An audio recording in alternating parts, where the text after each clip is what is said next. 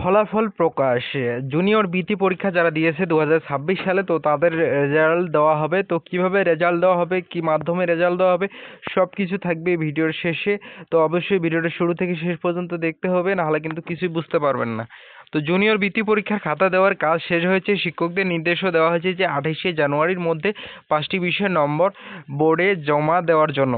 সম্ভাব্য রেজাল্টের তারিখে ভিডিও অনুযায়ী জানুয়ারি মাসের শেষ সপ্তাহে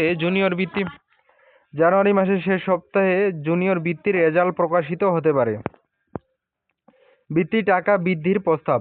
সাধারণ গ্রেডে যারা বৃত্তি পাবে তাদের মাসিক 300 টাকা পরিবর্তে 600 টাকা এবং বার্ষিক এককালীন 350 টাকার পরিবর্তে 700 টাকা দেওয়ার প্রস্তাব করা হয়েছে। এতে বছরে মোট 7,900 টাকা পাওয়ার সম্ভাবনা রয়েছে।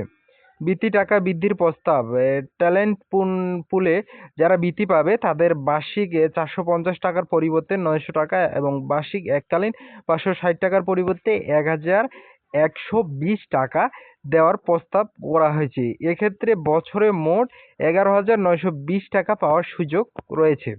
অতিরিক্ত সুবিধা, যারা বৃত্তি পরীক্ষা পাবে তারা টানা 2 বছর এসএসসি পরীক্ষা পর্যন্ত এই সুবিধাগুলো পাবে এবং স্কুলে তাদের বেতন ফি মওকুফ করা হবে। তাদের স্কুলে কোনো বেতন দিতে লাগবে না। তো তোমরা যারা পরীক্ষা ভালো দিয়েছো, যারা বৃত্তি পাওয়ার সম্ভাবনা আছে, তো তাদের জন্য সুখবর, কারণ তার পরবর্তী ক্লাসের জন্য ফ্রিতে পড়াশোনা করতে পারবে। তো দেখা হবে আবার নেক্সট ভিডিওতে। তো চ্যানেলটা এখনো যারা সাবস্ক্রাইব করেনি দ্রুত সাবস্ক্রাইব করে পাশে থাকা নোটিফিকেশন বাটন অল করে দেওয়া। এরকম নতুন ইনফরমেটিভ ভিডিও নিয়ে হাজির হব।